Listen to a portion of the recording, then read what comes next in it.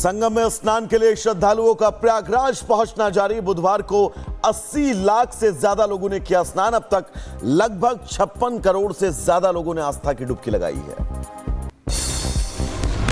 महाकुंभ को लेकर नेपाल में जबरदस्त उत्साह। अब तक नेपाल से आए 50 लाख से अधिक लोगों ने संगम में आस्था की डुबकी लगाई। महाकुंभ के खिलाफ विवादित टिप्पणी पर विपक्षी नेताओं के खिलाफ बरसे योगी आदित्यनाथ। कहा, विपक्ष अकबर का किला जानता है लेकिन अक्षयवट को नहीं जानता।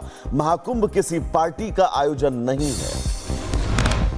कल के धाम स्थापना दिवस कार्यक्रम में पहुंचे बिहार के उप मुख्यमंत्री विजय सिन्हा। ममता बनर्जी के महाकुंभ वाले बयान की निंदा की। बोले, ममता बनर्जी सनातन का सदा अपमान करती रही।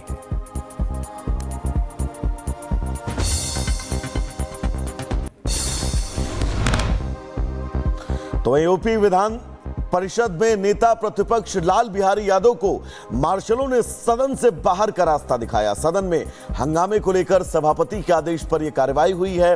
पार्टी एमएलसी के साथ वेल में प्रदर्शन कर रहे थे। दिल्ली में आरएसएस के नए ऑफिस का उद्घाटन। गृहमंत्री अमित शाह, रक्षा मंत्री राजनाथ सिंह और बीजेपी अध्यक्ष जेपी नड्डा रहे मौजूद। झंडेवालान में 150 करोड़ की लागत से बनी है इमारत। आरएसएस के नए मुख्यालय केशव कुंज के उद्घाटन समारोह पर बोले संघ प्रमुख मोहन भागवत, आज संघ की दशा बदली है लेकिन दिशा नहीं बदलनी चाहिए। समय नहीं लगता, उपेक्षा थी, चली गई, विरोध था, चला गया, हम चलते रहे, तो अब हमारी दशा बदल गई। राजस्थान की जनता को भजन लाल सरकार का बड़ा तोहफा। 150 यूनिट की बिजली देने का ऐलान। करीब 3 लाख युवाओं को मिलेगा रोजगार। बुजुर्गों को फ्री धार्मिक यात्रा और दवाई भी फ्री। राम की नगरी अयोध्या में पर्यटकों के लिए हेलीकॉप्टर सेवा का शुभारंभ। श्रद्धालु अब हेलीकॉप्टर से अयोध्या के धार्मिक स्थलों और सरयू घाट का हवाई दर्शन कर सकते हैं। बीपीएससी परीक्षा को दोबारा कराए जाने की मांग को लेकर पटना के गर्दनीबाग में अभ्यर्थियों का प्रदर्शन। प्रदर्शनकारियों में कई कोचिंग संचालक भी शामिल। बीपीएससी अध्यक्ष के खिलाफ नारेबाजी। उधर मिर्जापुर में घर से लापता शख्स 32 साल बाद अपने घर लौटा। अपने बेटे को देखकर मां खुशी से झूम उठी। 1992 में अयोध्या कार सेवा करने घर से निकले थे, इसके बाद नहीं लौटे घर। 32 साल बाद मां से मुलाकात। मिर्जापुर में एक बार फिर परिवार नियोजन अभियान फेल। नशाबंदी के बावजूद महिला ने बच्चे को जन्म दिया। महिला ने 7वें संतान को जन्म दिया है। रामपुर में जमीन मामले में सपा नेता आजम खान के परिवार ने कोर्ट में किया सरेंडर। आजम खान की पत्नी, बेटे और बहन को कोर्ट से मिली अंतरिम जमानत। एटा में लाइसेंस बनवाने के दौरान फर्जीवाड़े का मामला सामने आया। सीएमओ के फर्जी हस्ताक्षर कर तैयार किए गए मेडिकल के डॉक्यूमेंट। पुलिस ने जाली दस्तावेज कब्जे में लेकर आरोपी को हिरासत में लिया। मध्य प्रदेश के रीवा में सैनिक स्कूल से 72 छात्रों के निलंबन के मामले ने तूल पकड़ा। पूर्व सैनिक ने आंदोलन की शुरुआत की। तिरंगा लेकर पानी की टंकी पर चढ़कर विरोध। प्रशासन के आश्वासन के बाद आंदोलन को खत्म किया। मध्य प्रदेश के मैहर में जबरदस्त सड़क हादसा। ट्रक से टकराई कार। हादसे में 3 यात्रियों की मौके पर मौत, 2 की हालत गंभीर। महाकुंभ में स्नान कर वापस लौट रहे थे मुंबई के श्रद्धालु। महाराष्ट्र के धुले में बारातियों से भरी बस में लगी भीषण आग। चलती बस में आग लगने से अफरा तफरी का माहौल। सभी यात्रियों ने कूदकर बचाई जान। बस पूरी तरह से जलकर खाक।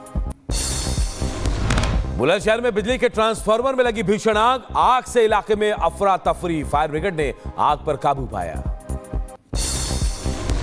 उत्तर प्रदेश के रायबरेली में तेज रफ्तार का कहर। सड़क किनारे पेड़ से टकराई बाइक। हादसे में बाइक सवार घायल। घटना का सीसीटीवी फुटेज सामने आया। यूपी के अमरोहा में बाइक से पटाखे छोड़ रहे युवक की पिटाई। बाइक सवार को पकड़कर पब्लिक ने जमकर पीटा। हरियाणा के गुरुग्राम में कपड़ा शोरूम में भीषण आग। दमकल की कई गाड़ियां मौके पर मौजूद। आग बुझाने की कोशिश जारी। सीबीआई ने रेलवे की परीक्षा में रिश्वतखोरी के रैकेट का भंडाफोड़ किया। 5 रेलवे अधिकारियों समेत 6 को गिरफ्तार किया गया है। उधर ग्रेटर नोएडा में महिला ने की मासूम की पिटाई। लिफ्ट में डॉग ले जाने से मना करने पर पिटाई कर दी गई। उत्तराखंड के रुड़की में चकबंदी कार्यालय में विजिलेंस का छापा। कानूनगो को 2000 की रिश्वत लेते रंगे हाथों पकड़ा। बंद कमरे में करीब 6 घंटे चली पूछताछ। बुलंदशहर में हवाई फायरिंग करते बदमाशों का वीडियो आया सामने। अवैध हथियारों के साथ दिखे 2 बदमाश। पुलिस अब इस पूरे मामले की जांच में जुटी है। मैनपुरी में साजिश हत्याकांड मामले में पुलिस का बड़ा खुलासा। प्रेमी और पत्नी दोनों ने मिलकर की थी हत्या। पुलिस ने दोनों आरोपियों को गिरफ्तार किया। मैनपुरी में भैंस बेचने गए व्यापारी का नहर के किनारे मिला शव। परिजनों ने हत्या की आशंका जताई। पुलिस और फॉरेंसिक टीम जांच में जुटी। यूपी के बदायूं में मामूली विवाद में घर में घुसकर दबंगों ने मारपीट की। 2 पक्षों में मारपीट का वीडियो आया सामने।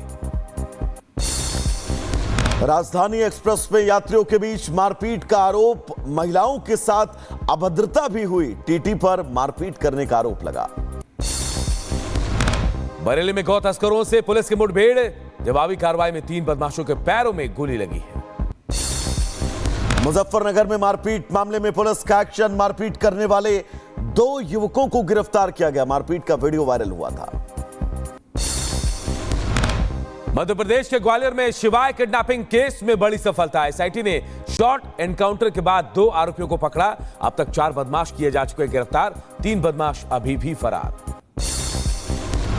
अमेरिका के एरिजोना में 2 छोटे विमानों की टक्कर। हादसे में 2 लोगों की मौत। टक्सकन के बाहरी इलाके में एक छोटे हवाई अड्डे पर यह पूरा हादसा हुआ है। अमेरिकी राष्ट्रपति ट्रंप का यूक्रेन के राष्ट्रपति जेलेंस्की पर बड़ा हमला। कहा जेलेंस्की की पॉपुलैरिटी में गिरावट हुई है। 4% हुई रेटिंग। यूक्रेन में जल्द होने चाहिए चुनाव। जेलेंस्की ने ट्रंप के रेटिंग गिरने के दावे पर कहा ट्रंप पर रूस के दुष्प्रचार का असर। अमेरिकी राष्ट्रपति गलत सूचना वाले क्षेत्र में रह रहे हैं। पाकिस्तान के बलूचिस्तान में आतंकी हमले में 7 बस यात्रियों की मौत। क्वेटा से पंजाब जा रही इस बस से यात्रियों को उतारकर आतंकियों ने हत्या की। किसी संगठन ने नहीं ली हमले की जिम्मेदारी। शॉर्ट एनकाउंटर के बाद 2 आरोपियों को पकड़ा। अब तक 4 बदमाश किए जा चुके गिरफ्तार। 3 बदमाश अभी भी फरार। अमेरिका के एरिजोना में 2 छोटे विमानों की टक्कर। हादसे में 2 लोगों की मौत। टक्सकन के बाहरी इलाके में एक छोटे हवाई अड्डे पर यह पूरा हादसा हुआ है। अमेरिकी राष्ट्रपति ट्रंप का यूक्रेन के राष्ट्रपति जेलेंस्की पर बड़ा हमला। कहा जेलेंस्की की पॉपुलैरिटी में गिरावट हुई है। 4% हुई रेटिंग। यूक्रेन में जल्द होने चाहिए चुनाव। जेलेंस्की ने ट्रंप के रेटिंग गिरने के दावे पर कहा ट्रंप पर रूस के दुष्प्रचार का असर। अमेरिकी राष्ट्रपति गलत सूचना वाले क्षेत्र में रह रहे हैं। पाकिस्तान के बलूचिस्तान में आतंकी हमले में 7 बस यात्रियों की मौत। क्वेटा से पंजाब जा रही इस बस से यात्रियों को उतारकर आतंकियों ने हत्या की। किसी संगठन ने नहीं ली हमले की जिम्मेदारी।